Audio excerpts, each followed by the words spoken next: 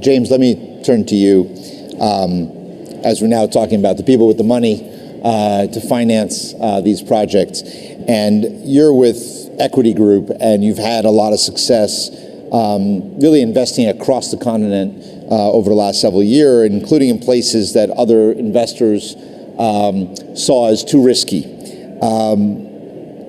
You've also been able to do something a little bit different, where you've been able to serve and invest in the part of society and populations that others have not, including specifically with women entrepreneurs and women-led small and medium-sized businesses. So if you can share a couple of things. One is, what are the key attributes you look for in determining a project is bankable or commercial for you to invest in? And the second is, same as I asked before, give us some advice that you would give to other financiers, other finance corporations that are looking to make investments and to enter markets that until this point they've seen as deemed them as risky, and that where you haven't. What do you say to those folks?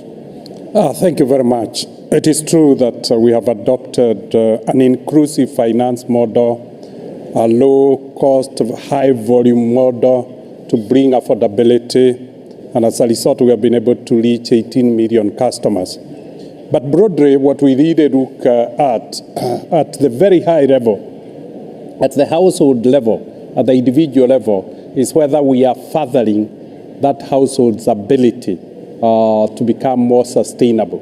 Because the more sustainable they become as a household, the more stable, then financing become easier. And sustainability, to a great extent, is how you are furthering that household's ability to scale their wealth creation mechanisms and diversification in risk management. That is very, very central. The second aspect is whether they are linked to supply chains and value chains, because standalone household enterprises and businesses normally get a lot of shock. But if you are able to organize within value chain and ecosystem, it becomes easier, because then it becomes a revolving fund within the ecosystem. But then the real test is to the businesses.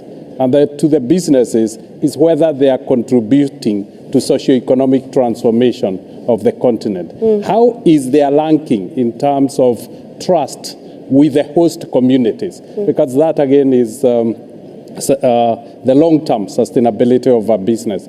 How well are they doing in terms of environmental considerations or sustainability broadly? Those are big considerations. However, we have prioritized a couple of sectors. Value addition, whether it is in natural resources, agriculture, minerals, that is a huge priority area. The second priority area that we have prioritized and make easy is productivity gains in agriculture. Are we seeing transformation in agriculture? And wherever a project heads to productivity gains, we really focus on it. The third major area is micro, small, and medium enterprises. We know those are the faces of the African people. And we're saying if we really have to be inclusive, we can't leave behind micro, small, and medium enterprises. We must make them center of our lending model. And of course, the fifth one is the adoption of technology. The only way to leapfrog businesses and future-proof them is to encourage them to adopt technologies that make them competitive, because they are open to global markets. Now, you said about those intending to do finance in Africa. I think I would like to say money is not enough, or we need to look at deliberately at the borrowers and ask ourselves, what more? And for us, what more has been de-risking and capacity building.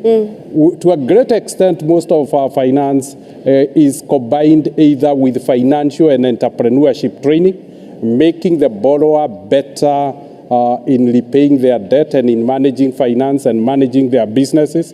And to the households, there is a lot of capacitation to do what they do better. We shouldn't assume that finance is a natural instinct capability. It's a process of learning. We all went to school to learn the various professions. We should regard business also as a profession and try to enhance and capacitate. So I would really like to recommend that we consider capacitating, de-risking, and empowering. And lastly is the issue of blended finance.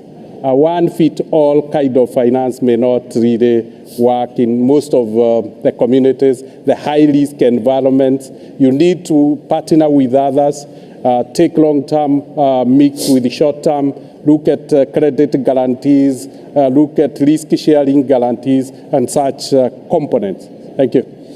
Thank you, James. And I think that you're leading me right into where I want to go.